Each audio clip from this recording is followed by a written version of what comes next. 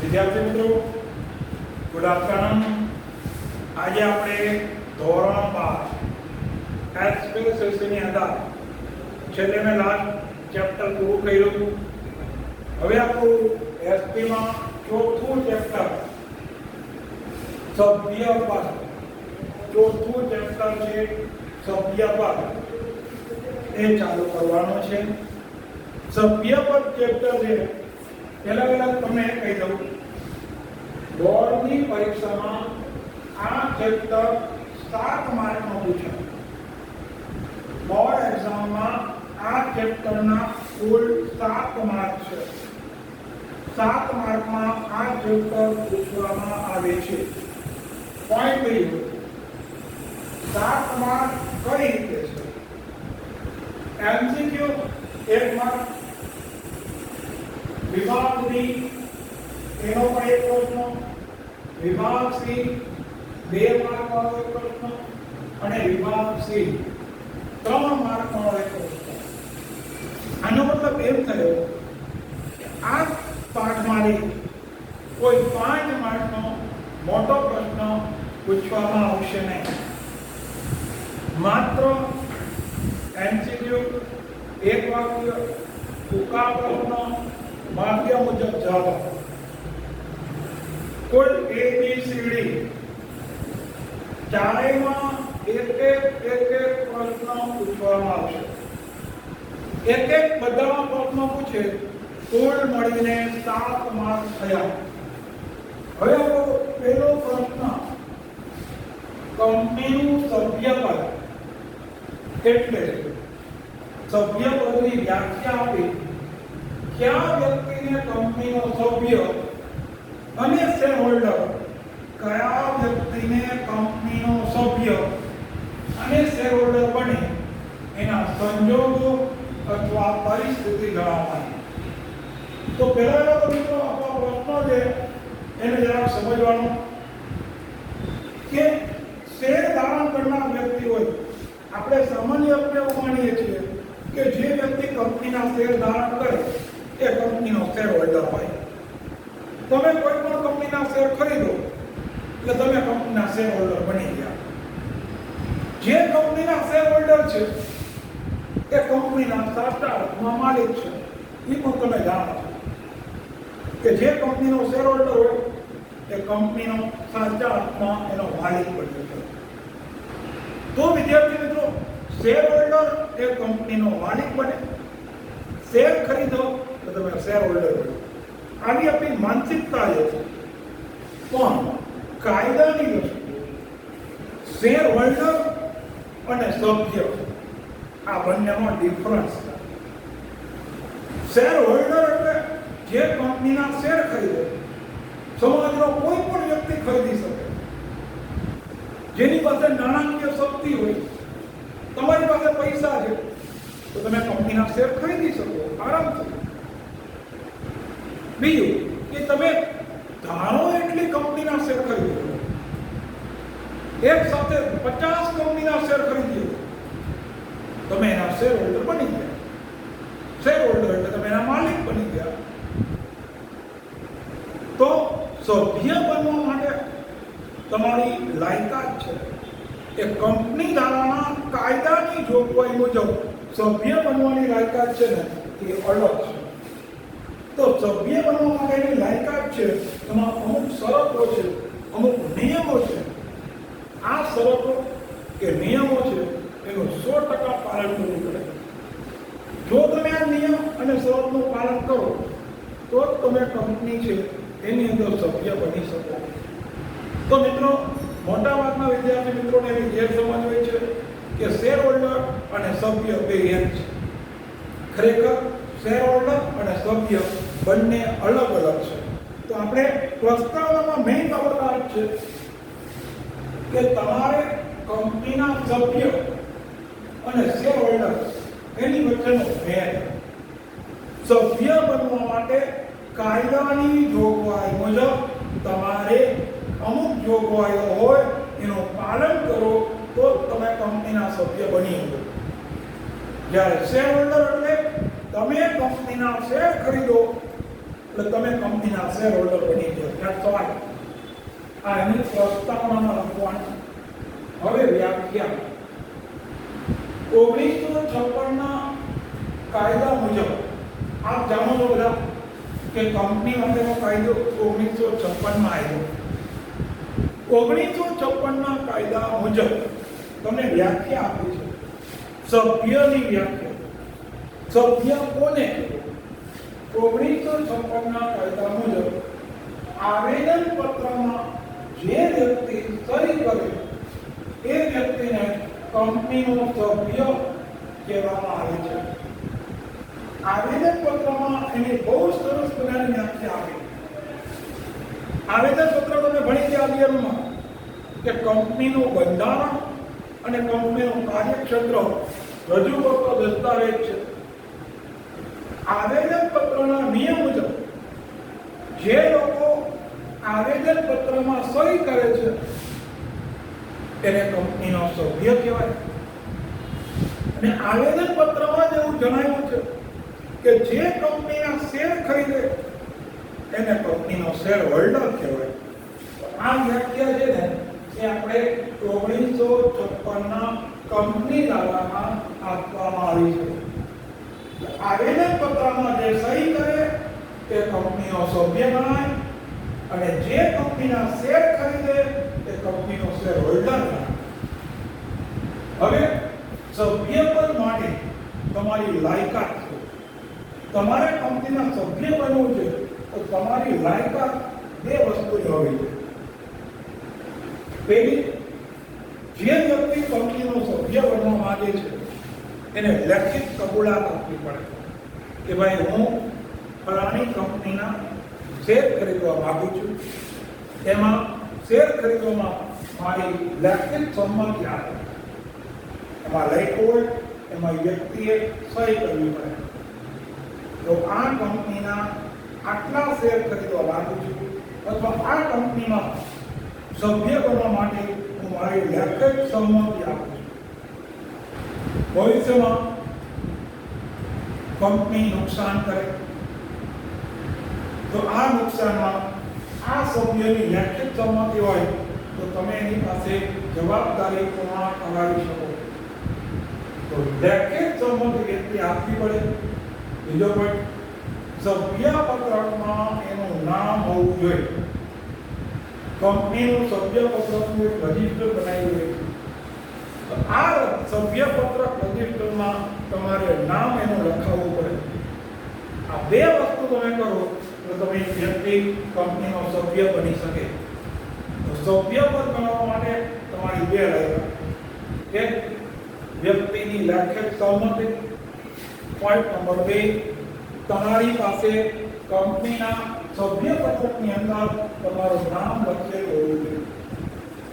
હવે આપણે આગળ પોઈન્ટમાં નીચેના સંજોગોમાં વ્યક્તિ ફક્ત સભ્ય છે શેરહોલ્ડરના. હવે હું તમને એને 3 પરિસ્થિતિ કહું છું. આ 3 સિચ્યુએશનમાં વ્યક્તિ માત્ર ને માત્ર સભ્ય છે, કંપનીનો શેર હોલ્ડર નથી. પોઈન્ટ નંબર 1, વ્યક્તિએ આવેદન પત્રમાં સહી કરી છે. વ્યક્તિએ આવેદન પત્રમાં સહી કરી છે પણ કંપનીમાં શેર ખરીદ્યા નથી. તમે શેર ન ખરીદો તો તમે શેર હોલ્ડર ના બનો. શેર હોલ્ડર બનવા માટે તમારે કંપનીના શેર ખરીદવા પડે, અનિવાર્ય છે.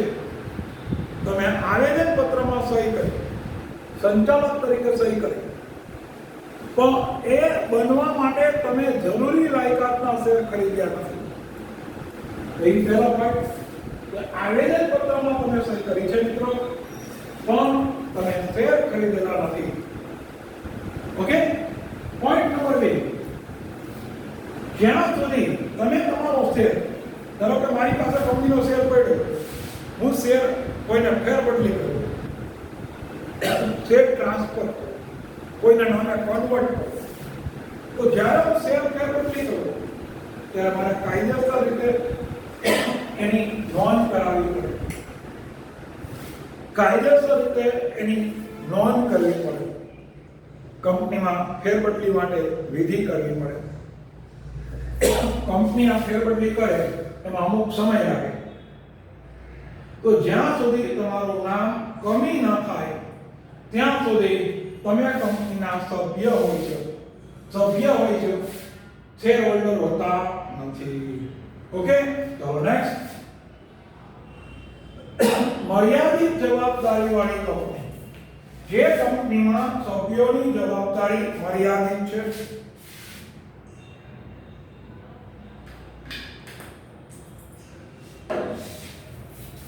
જે કંપનીની અંદર સભ્ય હોય, સભ્યોમાં તમને ખબર છે આપણા ભારતમાં બે પ્રકારની કંપની હોય. એક અમર્યાદિત જવાબદારી વાળી કંપની, અમર્યાદિત જવાબદારી, જેમાં સભ્યોની જવાબદારી છે ને મિત્રો, એને પોતાની અંતક મિલકત વેચીને કંપનીનો દેવું ચૂકવવું પડે. જ્યારે શેર મૂડીથી બાહેંધરીથી મર્યાદિત જવાબદારી, બાહેંધરીથી મર્યાદિત જવાબદારી, કે જેમાં અગાઉથી નક્કી હોય કે કંપની ભવિષ્યમાં નુકસાન કરે તો આટલી આપણી જવાબદારી નિભાવવાની, એનાથી વધુ જવાબદારી નહીં. તો બાહેંધરીથી મર્યાદિત જવાબદારી વાળી કંપની, આ એનું બીજું સ્વરૂપ છે. તો બાહેંધરીથી મર્યાદિત જવાબદારી વાળી કંપની હોય એમાં કેવું હોય કે તમારી જવાબદારી હોય ને મિત્રો એ નક્કી હોય, નિશ્ચિત હોય. કંપની કદાચ ભવિષ્યમાં ગમે એટલું નુકસાન કરે તો બધું નુકસાન તમારે ભરપાઈ કરવાની જરૂર નથી. તમારા ભાગે જેટલું નુકસાન આવે એટલું જ તમારી જવાબદારી પૂરી કરવાની. ઉદાહરણ તરીકે તમે કંપનીના 500 શેર લીધા તો તમારી જવાબદારી ખાલી 500 શેર પૂરતી. કંપનીએ 10 કરોડનું નુકસાન કર્યું તો તમારે ખાલી 500 શેર ઉપર કેટલું નુકસાન થયું એ તમારી જવાબદારી. ઓકે, એને મર્યાદિત જવાબદારી વાળી અથવા બાહેંધરીથી મર્યાદિત જવાબદારી વાળી કંપની કહેવામાં આવે. હવે 3 સિચ્યુએશનમાં ફક્ત તમે સભ્ય છો, શેર હોલ્ડર નથી. હવે અહીંયા કીધું નીચેના સંજોગોમાં તમારી પાસે 3 ફરી વખત આવ્યા કે જેમાં માત્ર તમે શેર હોલ્ડર છો, સભ્ય નથી. ઉપરનામાં હું હતો, તમે ખાલી સભ્ય હતા, શેર હોલ્ડર નહોતા. નીચેનામાં હું, તમે ખાલી શેર હોલ્ડર છો, સભ્ય નથી. એમાં પહેલો હોય શેર વોરંટ ધરાવતા હોય. શેર વોરંટ એટલે શું? તમારા મનમાં પ્રશ્ન થાય. શેર વોરંટ શબ્દનો અર્થ કે તમે કંપનીના શેર ધારણ કરો એટલે કંપની તમને ડિવિડન્ડ આપે.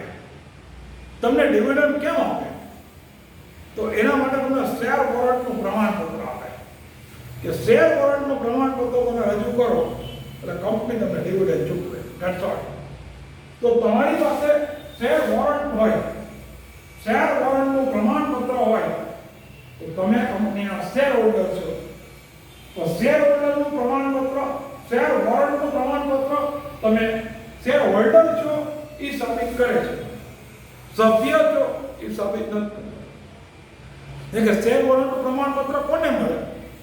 કે જે કંપનીનો શેર હોલ્ડર હોય એને મળે. સભ્ય હોય એને ન મળે. પોઈન્ટ નંબર 2, કોઈ શેર હોલ્ડરનું મૃત્યુ પામે.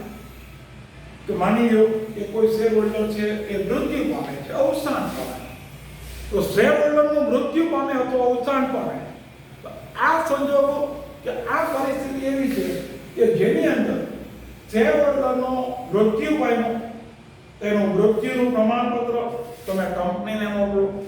કંપનીના સેક્રેટરી હોય એની તપાસ કરે. ડેથ સર્ટિફિકેટની તપાસ કરી પછી એનું શેર પ્રમાણપત્ર હોય એમાં એનો વારસદાર કોણ છે એનું નામ જોવે. આ વારસદાર હોય એના નામે કંપનીના શેર ટ્રાન્સફર કરવામાં આવે. અને એ ટ્રાન્સફર કરવું, પ્રમાણપત્રો ચકાસવા, એની વિધિ કરવી, એના માટે અમુક દિવસો સમય આવે છે. જ્યાં સુધી એ નવું નામ ન આવે ત્યાં સુધી એ વ્યક્તિ માત્ર ને માત્ર કંપનીનો શેર હોલ્ડર રહે છે, કંપનીનો સભ્ય બની શકતો નથી. પોઈન્ટ છેલ્લો, કોઈ પણ શેર હોલ્ડર હોય, તમને ખબર છે કે આપણે મૂર્ત સ્વરૂપના શેર હોય અને અમૂર્ત સ્વરૂપના શેર હોય. મૂર્ત સ્વરૂપમાં ફિઝિકલી જેને શેર કહેવાય. તમારે ફિઝિકલી શેર લેવા હોય, જો કે અત્યારે તો ગમે એ સ્વરૂપના શેર હોય, તમારે એનું અરજી ફોર્મ તો ભરવું જ પડે. તો તમે અરજી ફોર્મ જે ભર્યું હોય, શેર અરજી ફોર્મ, શેર મેળવવા માટે તમે જે ફોર્મ ભરો છો, તમે આ જે ફોર્મ ભર્યું હોય એ ફોર્મમાં તમે કોઈ શરતોનું ભવિષ્યમાં પાલન ન કરો. ધારો કે તમે શેરના બાકીના પૈસા ભરવાના હોય, અરજી વખતે, મંજૂરી વખતે, પ્રથમ હપ્તા વખતે, આખરી હપ્તા વખતે તમે અરજીના પૈસા ભર્યા, પછી મંજૂરી હપ્તો ન ભરો, કંપની નોટિસ આપે, તમને નોટિસ આપે તોય પૈસા ન ભરો. અમુક માણસો એવા હોય કે વારંવાર કહે તો માને જ નહીં. કંપનીએ બિચારીએ નોટિસ આપી તોય શેર હોલ્ડર પૈસા ન ભરે, તો કંપની એને જે શેર આપ્યા હોય ને એ પાછા લઈ લે, જેને શેર જપ્તી કહેવાય મિત્રો. તો અહીંયા જો તમે અરજી પત્રકની શરતોનું પાલન નહીં કરો તો કંપની તમારા જે શેર તમે આપ્યા છે એ શેર પાછા ખેંચી લેશે. તો એ આપણે આ મુદ્દાની અંદર તમારે આવી શકે. તો મિત્રો આ નવો પાઠ છે, બહુ જ સરસ મજાનો પાઠ છે. તમને આમાં ઘણું બધું નવું જાણવા મળે, નવું શીખવા મળશે, સમજવા મળશે. તો આપણો આ પ્રશ્ન અહીં આપણે પૂરો કરીએ છીએ. બાકી નેક્સ્ટ વિડીયો બીજો બનાવું છું, એમાં નવો પ્રશ્ન નવા સાથે